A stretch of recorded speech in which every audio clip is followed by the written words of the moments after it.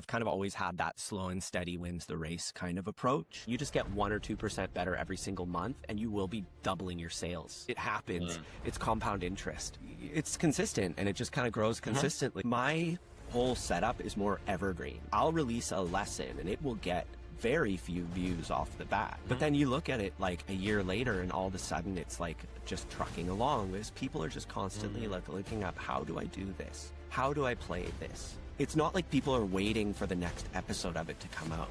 It's that people are just kind of looking through the database. I just focus on having the actual highest quality things I can have so that people find a lot of use out of it. People who do commit, they just find themselves learning from me on YouTube for a while, and then they're like, I want the organized path. I don't want to just take random YouTube lessons anymore. If you build it, they will come. Hello, and welcome to the Art of Selling Online Courses. We are here to share winning strategies and secret hacks from top performers in the online course industry. My name's John Ainsworth, and today's guest is James Testani. Now, James is the founder of Good Guitarist, where he helps everyday people learn guitar through simple, structured, and encouraging lessons. He's got a background in music education, and he focuses on real progress, teaching full songs, building confidence, and helping students actually enjoy playing. He's got a YouTube channel with over 600,000 subscribers and nearly 1 million views per month.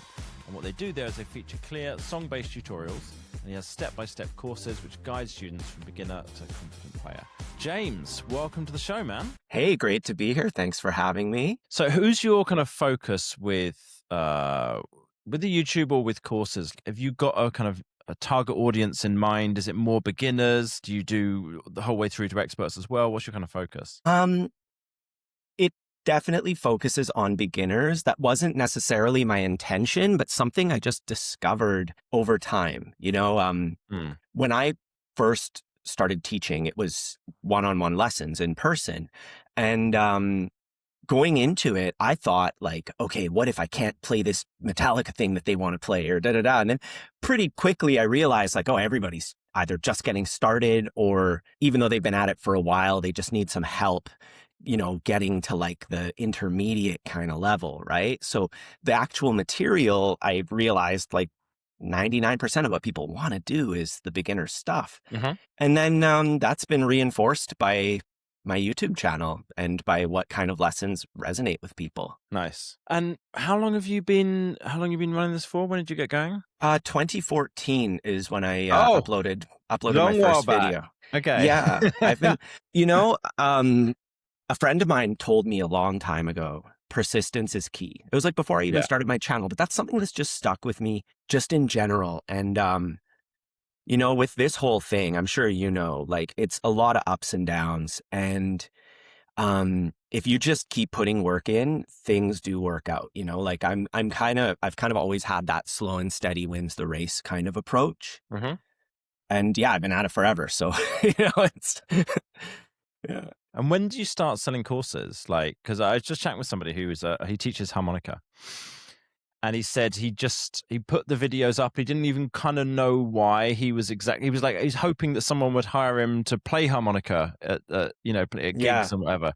And then people just started asking him for courses and lessons. Yeah, it's funny. I actually have like I didn't start my channel because I, you know, read about online marketing and I wanted to do the whole like hustling thing, you know, like I actually realized I was teaching the same things a lot. And there were a lot of things that I didn't necessarily need to be present for. Like my students just needed to work on these exercises and whatnot. So I just made videos to supplement my one-on-one courses, or not one-on-one courses, sorry, my one-on-one real life lessons. Yeah. And then they started getting views and, you know, I was like, whoa, this is cool. So I just kind of, went with that, but I didn't really, get super into it and I didn't start selling courses until 2017. So 3 years after I released my first, lesson on YouTube. And at that time I felt like, whoa, it took me forever. I should have released a course right away. I should have done this right away.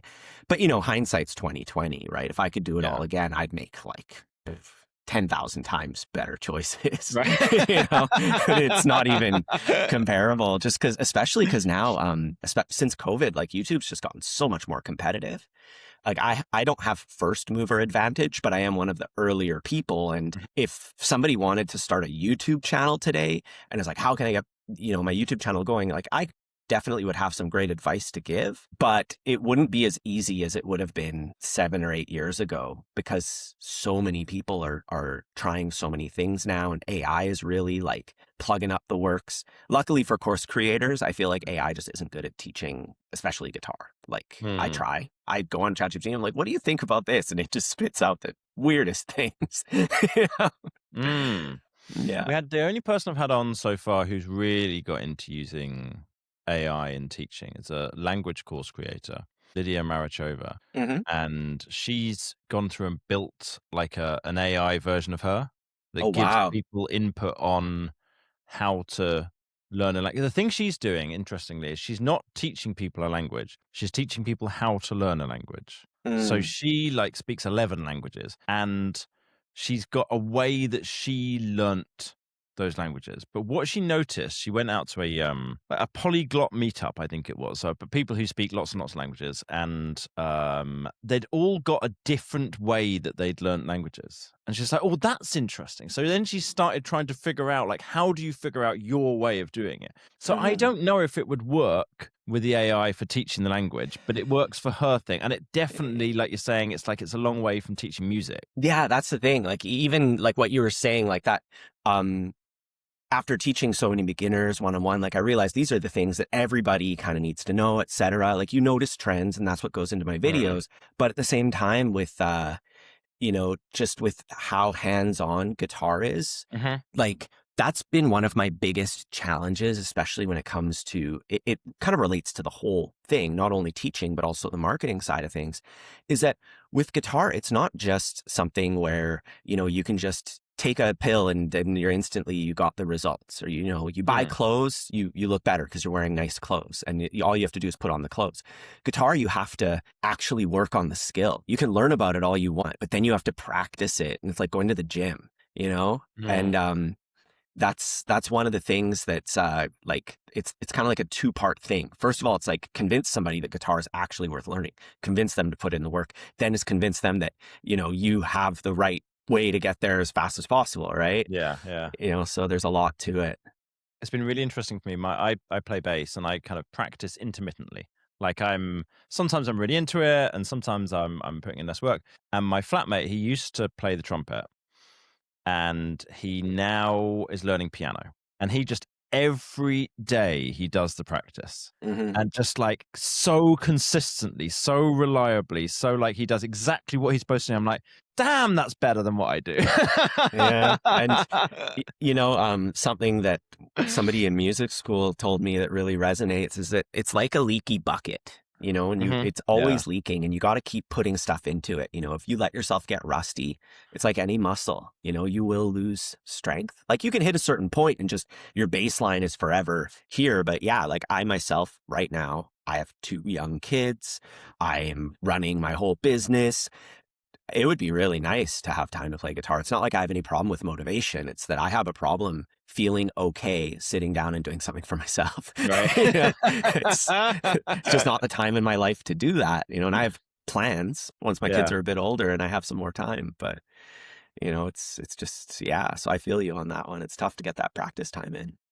Once you got to the point when you were starting to sell courses, what was it that got you to start? Were people asking you for it? Was that the driver, or was it you heard from someone else, this would be a great idea to do? Yeah, it's sort of a mix of things. I started my channel in 2014, and then like 6 months later, I went to on a trip, just to go experience life and stuff during my 20s while I was still young. And I left my channel for 6 months, and a lot of videos picked up during that time. I came back, got a job screen printing t-shirts at like a little shop, but it was at my sister-in-law's place, and she was starting her business, right? So like the boss was she wasn't my sister-in-law then, but I married her sister eventually, right? And she was like, kind of gave me advice and kind of got me into this world, showed me Amy Porterfield podcasts, that kind of stuff, right? So I started listening to it and just getting ideas from that.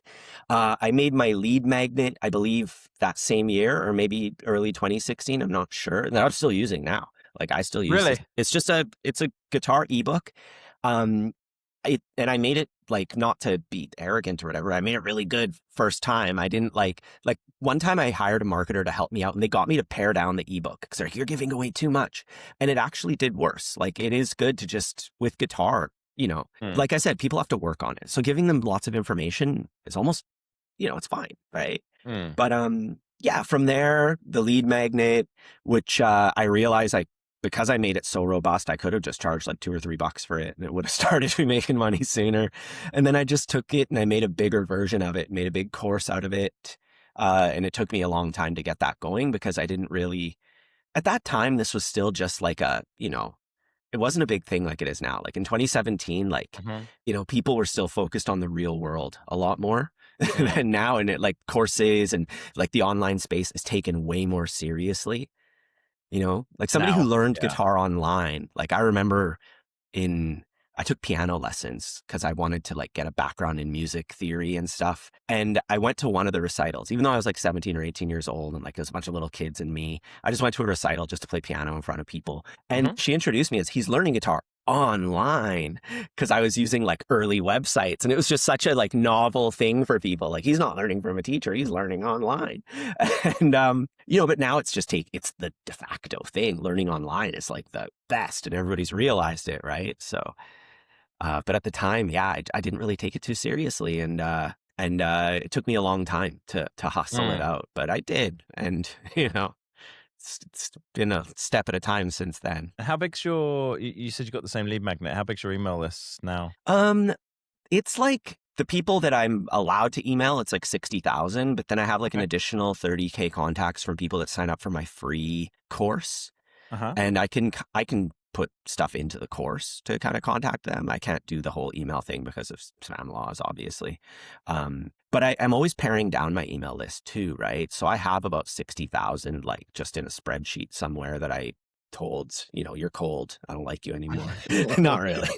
I was just like, hey, if you don't want to hear about me, and I'm about to do that again, actually. So I'm gonna take my email list down again because I'd rather have a really tight email list. Especially, I don't know if you obviously are aware of all this. Like this morning, my newsletter went into the promotions folder on my Gmail inbox, but it didn't for like somebody else. And, it's all like, it's customized now because of like AI filtering and I never open newsletters. So Gmail knows that about me and all that stuff. So email is just it's the biggest fight, for me, like the balance of like, how hard do I hit people up versus like getting it to land in their inbox, and on top of like the content of it, there's also the technical side. Like I use Kajabi, and Kajabi is kind of like they wrap it according to, when I like take the email source and I'll like copy like the actual HTML of it and like use a spam checker and stuff. And it's like, you have this padding at the beginning. You shouldn't be doing that, blah, blah, blah. Use a more plain text thing. That's like, this is as plain as it gets on Kajabi. And it's just such a like, I don't know. What are your thoughts? What's your advice for me in this regard? Because this is definitely one of my biggest battles. Yeah, I think, there's a lot of things you can do. There's a lot of little details to it. I think Kajabi's email, Mark, if I understand right, you're saying you're sending the emails from Kajabi. Yeah.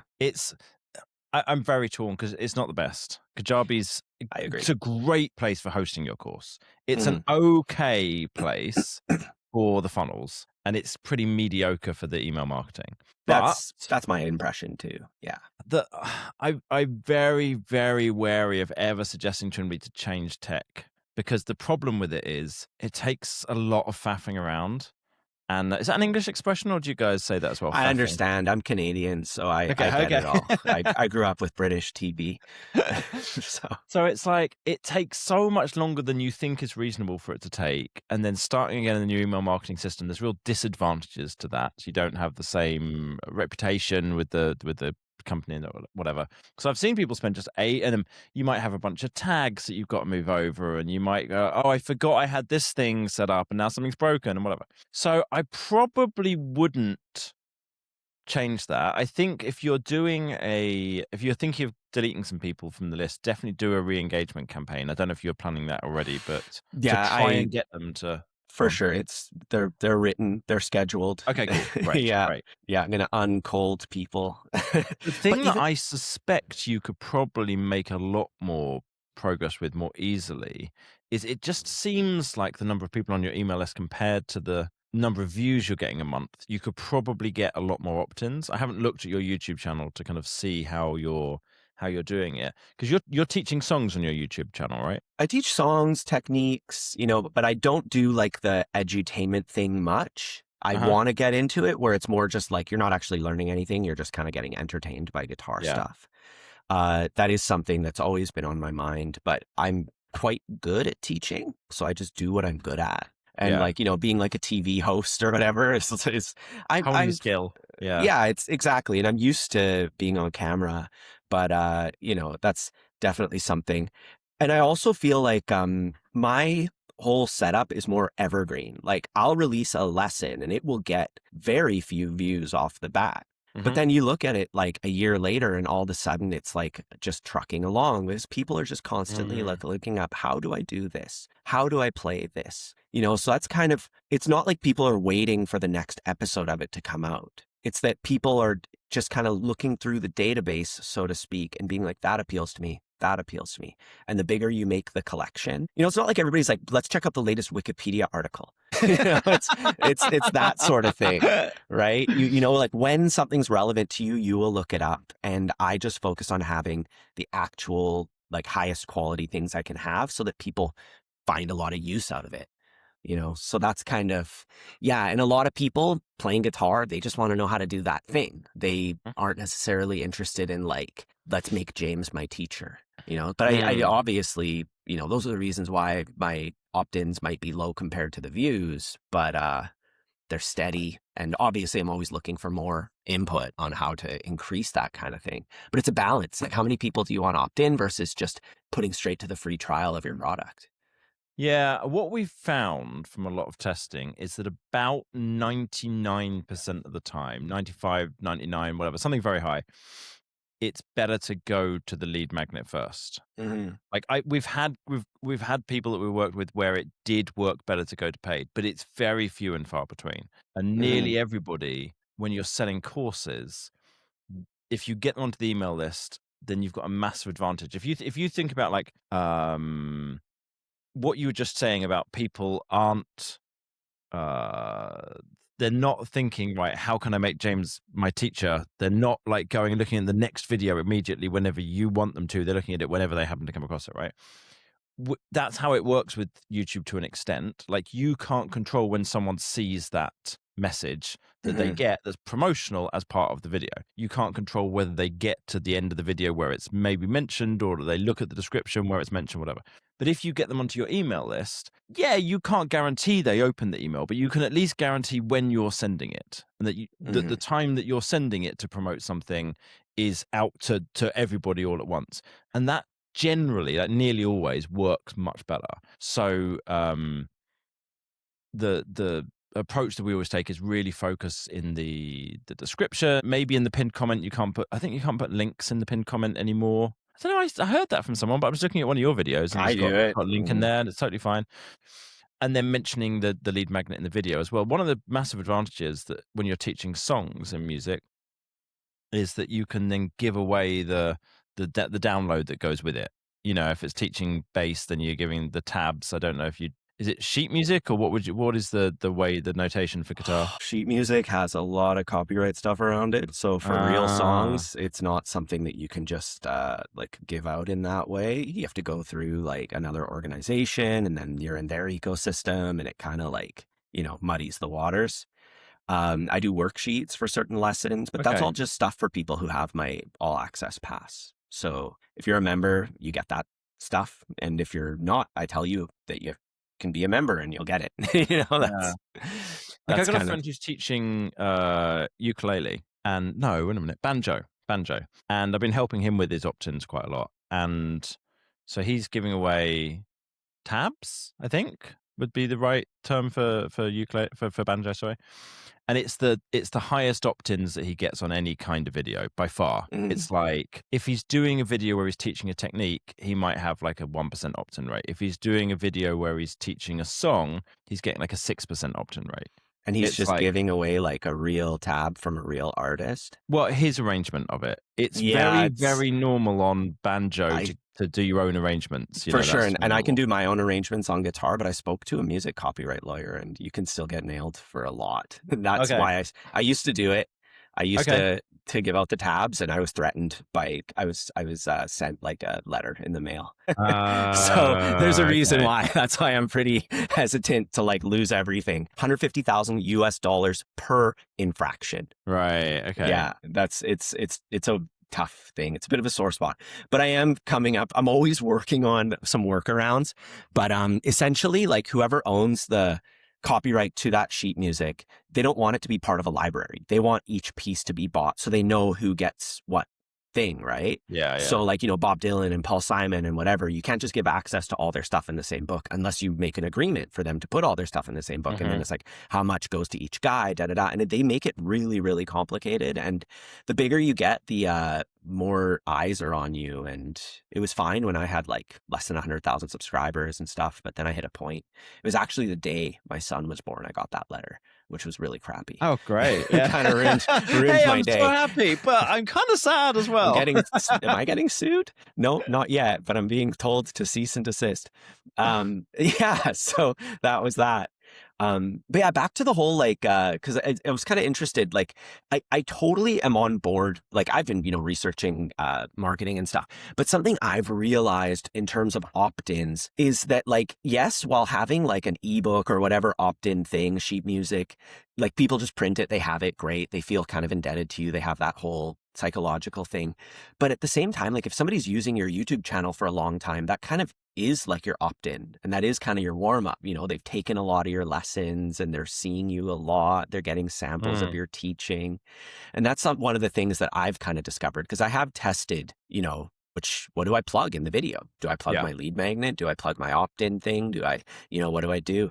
And one of the conclusions I've come to, and just in surveying people, every month we interview people. Like I used Riverside for a while, but now we do Zoom because it just works a bit better for our purposes.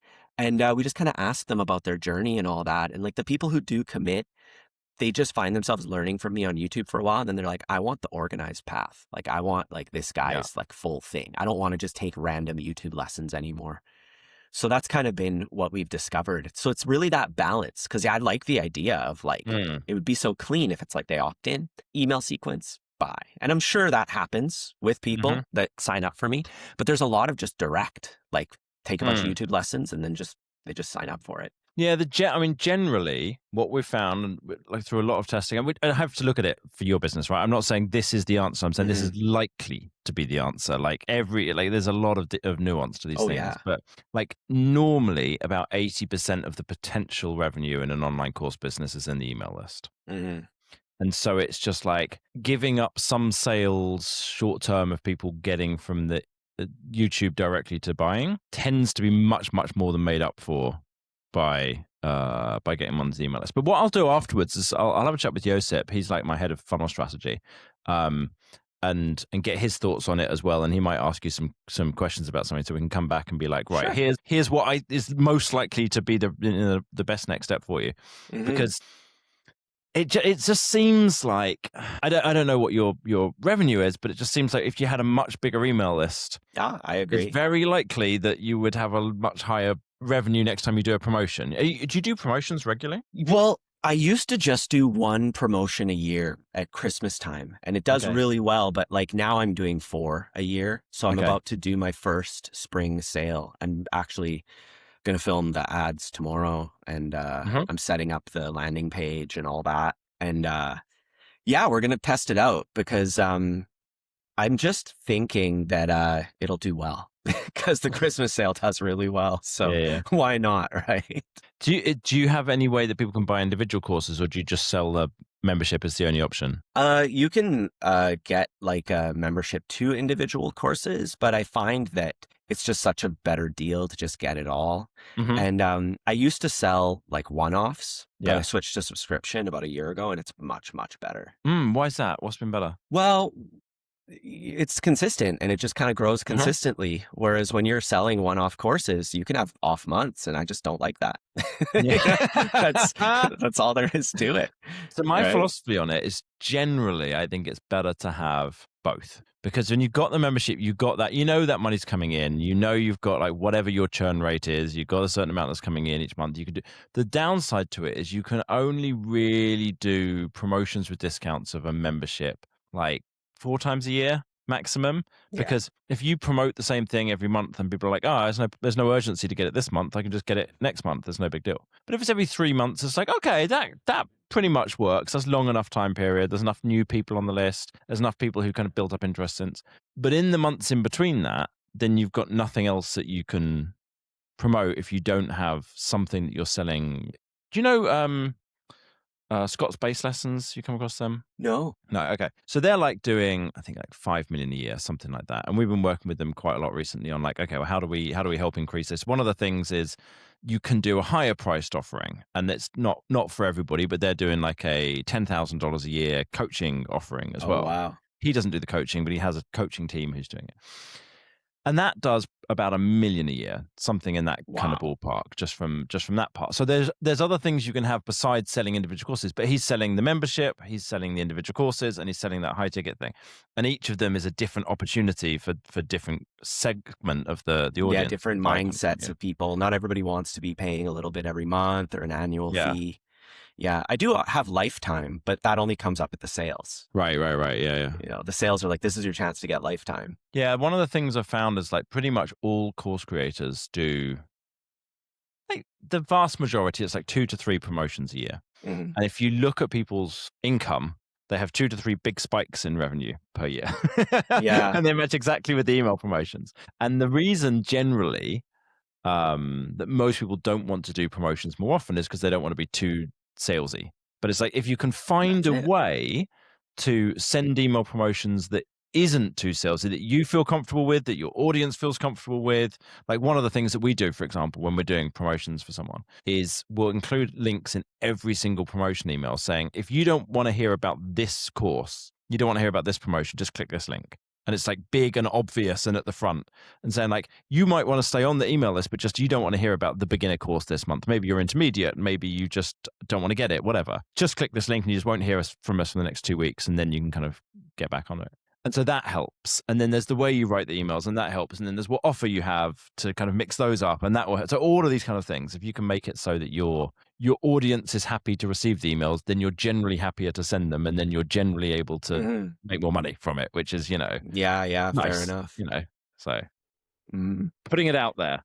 Food for thought. It's definitely something to think about. It's funny because I've kind of like haven't done that exact strategy, but I've just been through so many different things and different ways of doing things. And like I've, at this point hired like probably 5 or 6 different experts, and they always have like a different opinion that contradicts the other. And it's like, all just, I realize it's just a matter of testing it out and seeing what works. Right. And that's the tough part, right? Is that you can't just like willy-nilly, like, let's just test this out. Because you can always kind of burn bridges if you just do everything like so you have to do it in a really systematic, clever way.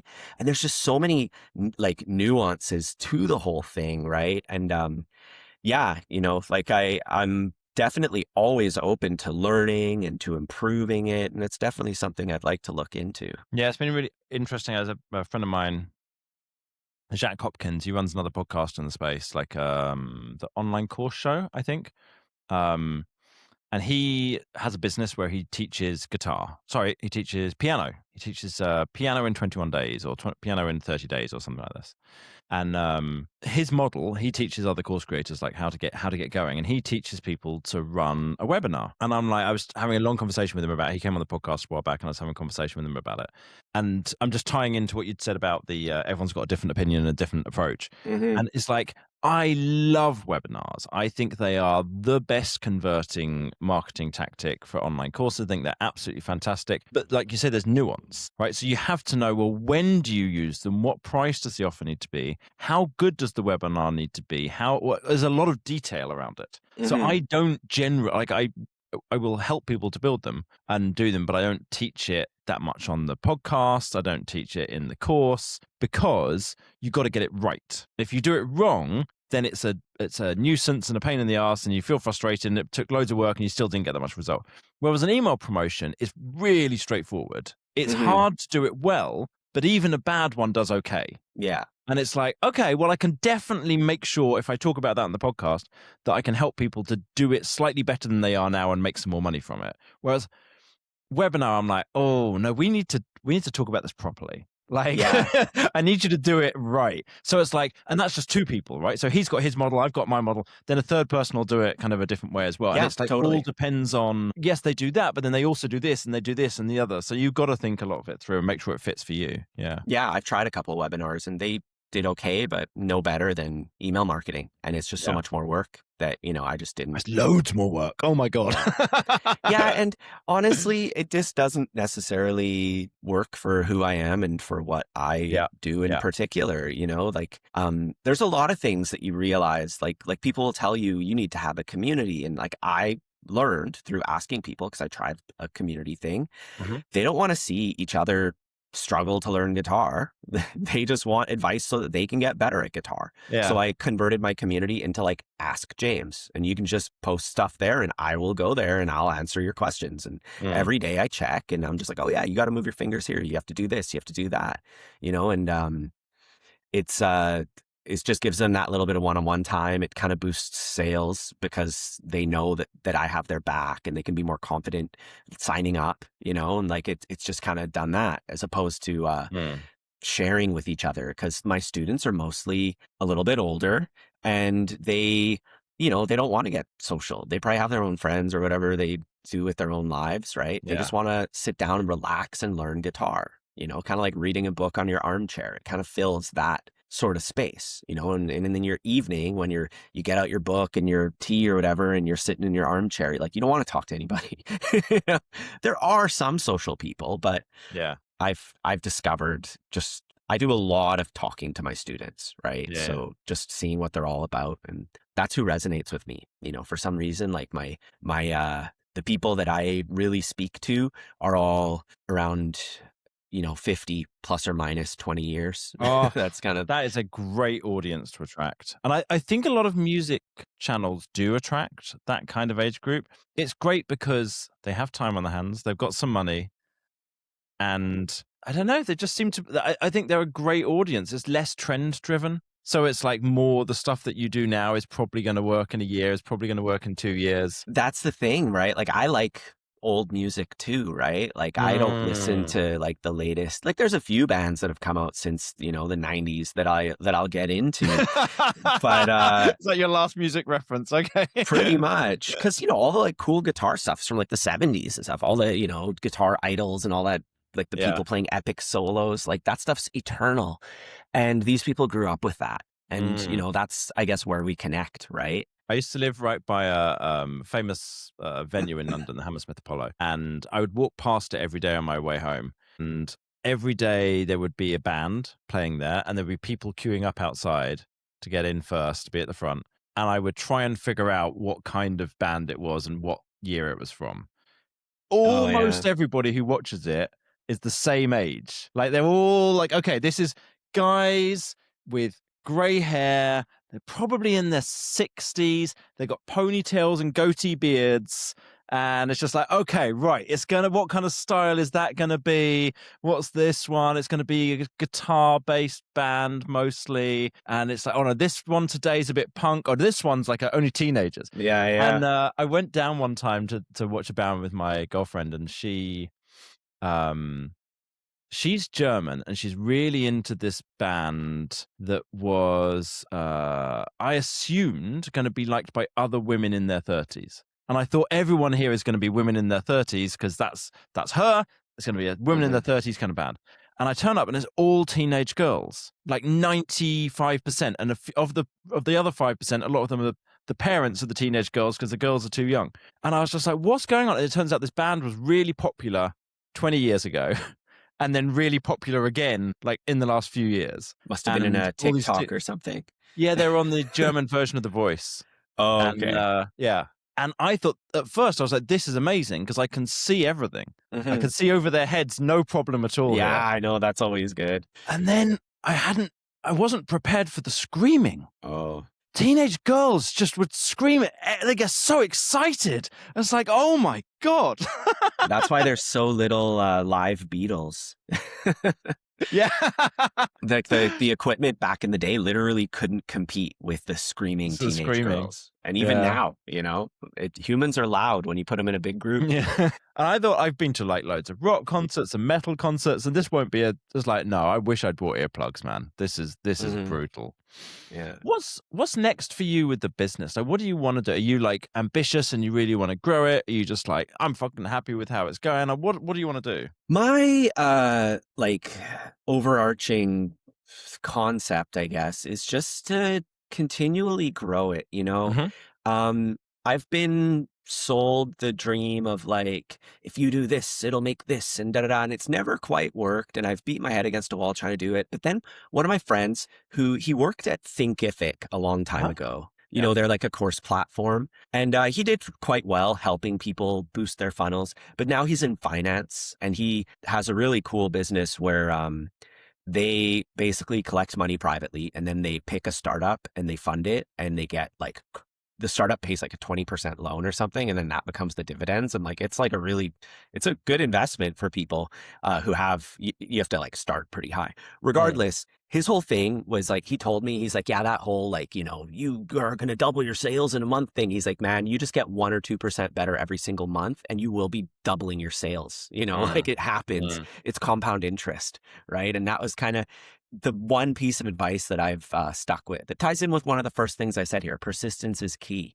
So right now I'm just really trying to refine my data, refine like the direction that I'm going in, refine the products I'm offering. I've been really big on just like, if you build it, they will come, so I'm just always trying to make the best lessons that I can and make the best experience, instead of thinking from that angle of like, what's going to sell better? Like, will a webinar, da-da-da, because I've tried all that. And, at this point, yeah, like I'm more interested, rather than being like, let's start a new thing. Let's optimize my email stuff. That interests me for sure. I actually just changed my opt-in sequence from one that was more, I felt like I was hitting people up too much. My email sequence was like an email a day for like a week. And then it was like every 2 or 3 days. And it ended up being like a 40-day long email sequence. And I felt like that was just too long. So now I'm testing like a shorter one. It's just 10 days, 6 emails, and then a monthly email that just kind of tells a story. And everything, instead of being about getting them to like buy my thing or whatever, is more just keeping them trusting me that I'm actually there to provide them with the good lessons. And then when I hit them up with my sales, they'll be like, well, this is obviously going to be worth it. So that's my strategy going into this year. Obviously, I have no idea how it's going to go, but I've shifted into more that like my opt-in sequence is there to just warm people up and show them that I'm actually there to help them learn guitar and not just there to take their money. And then quarterly sale to just say, hey, this is the chance to get the thing that's really going to take you to the next step, where I'm going to hold your hand through the whole thing, and I'm really focusing on delivering that. That's been my thing. But at the same time, there's always those tiny optimizations and stuff that, I'd like to make and learning more. In the long run, I realized that there's a lot of me in my business, and that, while it's fine right now. Like, if I really want to get things hitting the next level, I need to get somebody who can teach like me. I need to like get people to go on my community and help my students. I need to like, start a coaching thing. I need to do that sort of thing, because I can't do it myself. I'm maxed out. I'm done. Like I have as many hours in a week, unless they increase every day to 48 hours a day somehow, I am not going to be able to do more for it. Right. So I've kind of peaked at how much work I can do in. So I have to kind of shift my role to being more supervising and then having, the tasks that I do right now, creating videos. I do a lot of that. Like I've, I don't know what you have to say about this, but I feel like there's no such thing as like a YouTube expert. And it's just people like me who just use YouTube all the time. Like it's tough. I've found people that are like, yeah, I know all about YouTube, da da da, and then they actually don't. And it's like, well, I know more than you. Like, why I'm not going to hire you? It's tough to find somebody that actually because if they did, they'd have a huge channel too, right? Like it's one of those catch-22 things, right? And it's tough to find somebody who's like who can just like help you in that way. That's been another thing for me. Well, one guy, so I'm not an expert on YouTube at all. That's like, traffic is not my thing. Like, I mean, I work at it. I have a YouTube channel, and I was spending a lot more time doing videos on there, and I kind of got like a bit better, but I'm a long way from an expert on that. I had a guy on the podcast though who that's kind of his shtick, and he does have like 1.5 million YouTube channel, and then he coaches other people on how to grow your YouTube channel, and seems to be really good from what I'm seeing. Oscar Owens, I'll send you through. We had came on the podcast. I'll send you through the link to the episode afterwards. The other thing that you when you mentioned about like maybe hiring other coaches and what have you, I think it'd be worth checking out Scott's Space Lessons, because that's kind of, he's managed to do that in a way that feels right. Like there's a guy who he also comes on the YouTube videos with him, does some of his own ones, who he's kind of like an American version of Scott. Scott's English, and I forget the name of the other guy he has on the channel, but that guy does a bunch of the coaching, does a bunch of the YouTube videos, does some of the courses, and it's very kind of in the same style as Scott is, and it seems to work really well. So that might be like worth checking, because most course creators are not doing that, right? They're not hiring other coaches who kind of match their style and whatever. They're just like, no, I'm the face of the brand, and this is it. And that's the easier way to do it in some ways. It's easier, but it just, in the same way that like once upon a time I did everything. I did every single bit of my business. But now, like web dev is handled, and I have like video editing handled, and a lot of things are taken care of, and they're taken care of well. And it took a long time to find the right people. Yeah. You go through 10 of the wrong people before you find one of the right ones. I find at least, before you can find somebody that really like doesn't need you to make all the decisions. Yeah. Because that's the biggest thing, is that it turns into making decisions. Like that's my life right now. It's just like I'm just making decisions all the time. And then I'm on top of that creating content, right? And finding people who can make the same good decision, or at least what you would perceive as a good decision. That's one of the toughest things. You know the way I fuck shit up? I want you to fuck that shit up the same way. I guess so. I guess so. And that's cool that you're into the email marketing, because I've never found somebody who can really put in the thought into it. Like, I don't know how you go with this, but I'll just be like totally straightforward here. A lot of the time I hire somebody and they have all these promises and they're going to be great and this and that. And then I see what they're actually up to, and I can tell that they just do enough work to present me with something to seem like they're doing work, Whereas like my video editor, I realized like this guy thinks about this stuff when he's not on the clock, And then I was like, okay, you're going to be in charge. Like you're going to be an operations manager, and he's like in charge of a lot of other stuff now because he has such a great work ethic. And you can tell that like, he'll come back at me and be like, hey, what do you think about this? And you can tell that's a thoughtful question. He must have watched my latest video, and he must have thought about, well, he's obviously watching them, he's editing them, but like, he's, whereas a lot of people, virtually everybody else that I've hired to do like marketing, quote unquote, it's hard for them to actually get into it and to get into my mindset, because they're busy thinking about their own thing. Right. It's no, I need, so that's why like when it's like, somebody is like a YouTube expert or whatever, it's like, yeah, I'm going to learn about it, but I still have to do the work, or find somebody who can learn about it and do the work. Right. It's like, I want to find somebody who's just going to be like, this is my life now. And I will accept your money, and in exchange, I will treat this like my own thing. And it's so hard to, because what, how can you expect that of somebody, like to treat Yeah. it like their own thing? But if you find those people, it's incredible, Oh, yeah.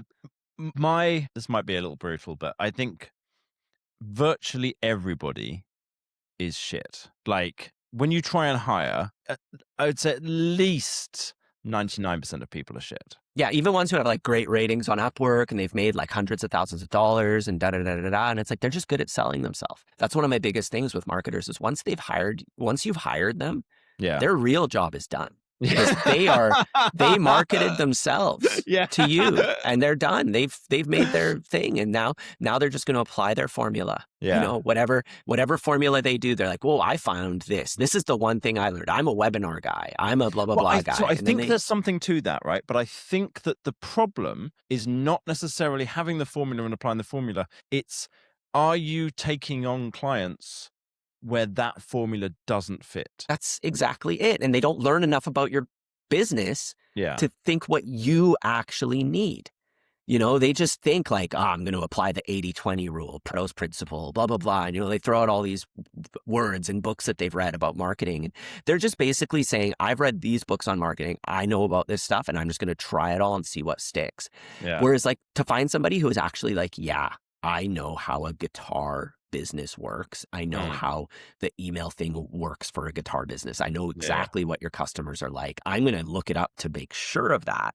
I'm going to, and it's like, you realize that's just a lot for a lot of people, but that's the kind of person that I am. Yeah. When somebody's like, I want to learn guitar, it's like, I'm going to make sure you learn guitar. I don't care, and it's tough to, to find somebody who's not just going to be like, I'm going to apply my formula, do my thing, job's done, Yeah.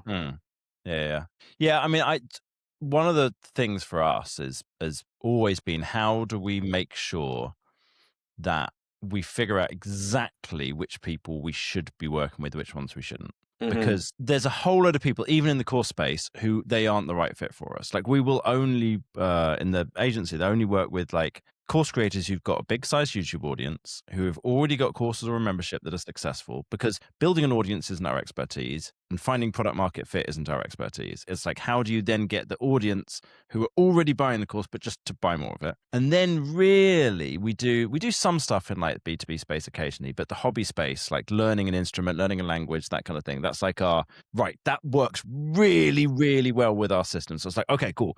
Let's go talk to people who are doing that. And like, do you know Dave from Guitar Zero to Hero? Yes. Yeah. So like we've been working with him recently, and it's just like, yeah, that was the perfect fit. It's like he started working with us. We like, okay, we know our formula works, and then it worked great with him. I can't remember if he came on the podcast. I don't know that he did. I don't know him personally. I just know of him. I just I've seen his stuff. Yeah.